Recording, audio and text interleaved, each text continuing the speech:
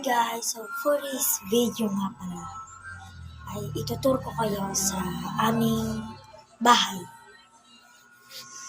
So guys, so ito po yung kwarto. Ito si Biggie.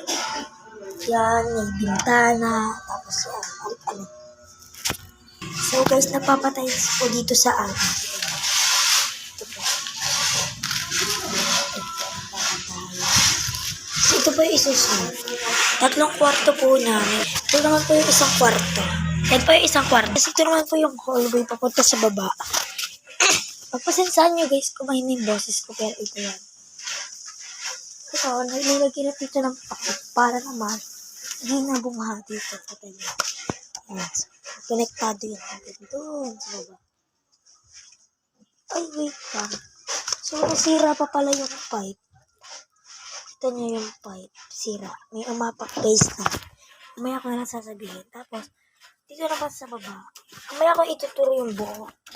Kasi doon naman tayo sa may pinapatay sa. Kasi ito na yung bahay namin. Doon sa baba guys. Kasunod po namin ito eh.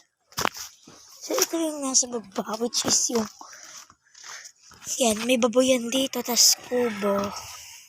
Dito po ako nadulas nun yung video ko. Kaya ako nadulas oh. Doon sa may baba. Tapos ngayon, dito yan yung baboyan. Yan yung may baboy. Siyan bibe. Tapos dito ay kubo. Yan. So, stop ko muna guys. Ito naman, wait lang. Bago natin i-stop. Ito naman po yung ating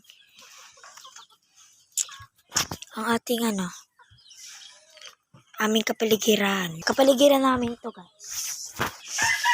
Tataas na ulit tayo. So, ito naman guys, yung bahay nila ni Tito Johnny. Ito, may tao yan. Gagawing salon. Tapos ito, malaking bintana. Ito yung dating kinoconstruct. Kwarto nila. Ito yung salas. Ito yung kanilang kusina. Tapos ito yung CR nila. Pasensya ko madilim yan. CR po nila yan. Ito naman po yung bahay nila. CR po yan. CR. Tapos anik-anik. Ito yung sala nila. Doon ngayon guys, pupunta tayo ng secret trail. Ito ang secret trail. Pupunta. Amin yan. Nilataga sa tubig. Pakinggan nyo. Yan. So pupunta tayo dito. Ito yung secret trail. Ingat-ingat baka maapakan ng tubo. Yan. Siya nakakonekta. Kwarto. Kwarto yan oh. Ayan.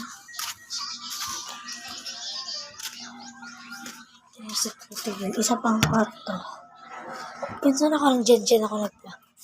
Then dito yan yung CR nila. Tapos yung walang daan. Tapos dito. Paris. So nag-iingat din ako dito kasi may basag na sa lamig. Siguro guys, hanggang dito na lang yung ating vlog. Maraming salamat sa inyo. Sa panonood nyo. Thank you for watching.